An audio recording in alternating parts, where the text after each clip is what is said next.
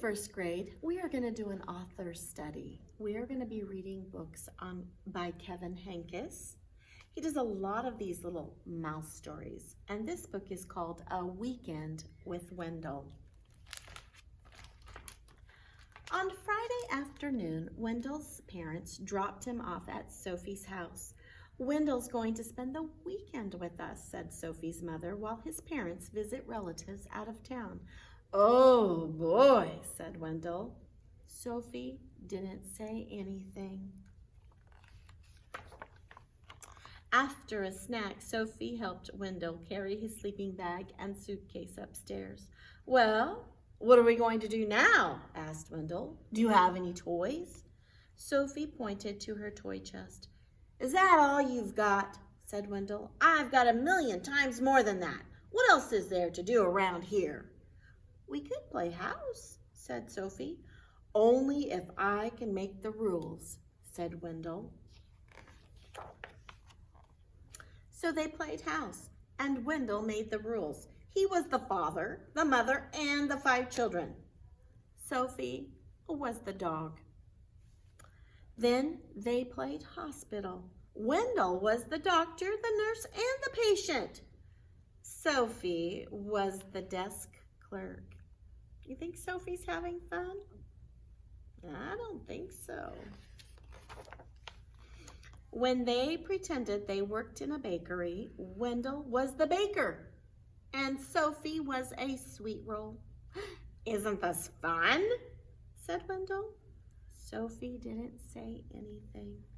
Look at here. Wendell looks like he's having fun, and I think Sophie's not having a good time. At dinner, Wendell said that he was allergic to anything green, so he didn't have to eat his vegetables. And then, when Sophie wasn't looking, he scooped the whipped cream off her dessert. Oh, no, you can't mess with somebody's whipped cream, boys and girls. "When is Wendell leaving?" whispered Sophie. "Soon," said her mother. "Soon," said her father. After Sophie's parents tucked Sophie in her bed, zipped Wendell in his sleeping bag, kissed them both, and turned off the light, Wendell grabbed his flashlight and shone it right in Sophie's eyes. "See you tomorrow," he said, smiling. Sophie shut her eyes. "I can't wait for Wendell to go home," she said to herself. On Saturday morning, when Sophie woke up, there was a lumpy blue monster jumping up and down on her bed. It was Wendell. She felt something pinch her leg at breakfast. It was Wendell. She heard scary noises coming from the broom closet. It was Wendell. Wendell used Sophie's crayons and left them on the porch so they melted. At lunch, Wendell finger painted with his peanut butter and jelly. "Isn't this fun?" said Wendell. Sophie didn't say anything. "When is Wendell leaving?" whispered Sophie. "Soon," said her mother.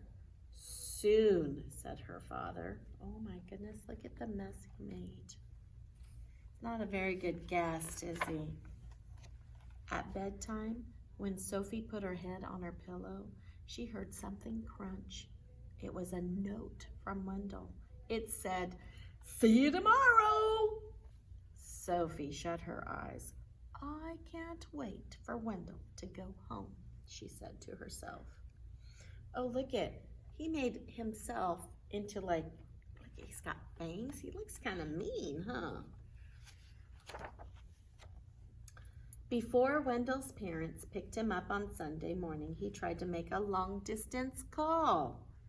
He wrote his name on the bathroom mirror with toothpaste.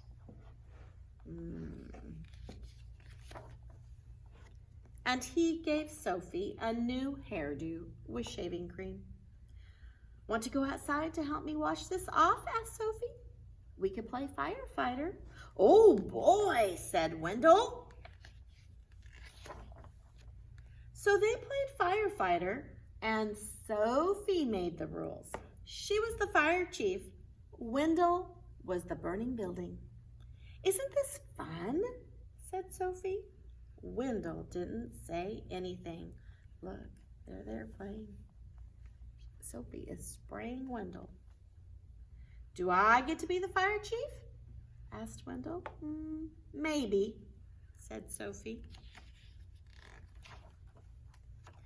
Soon, Wendell and Sophie didn't care who was the fire chief or who was the burning building. Oh, looks like they're both having fun now.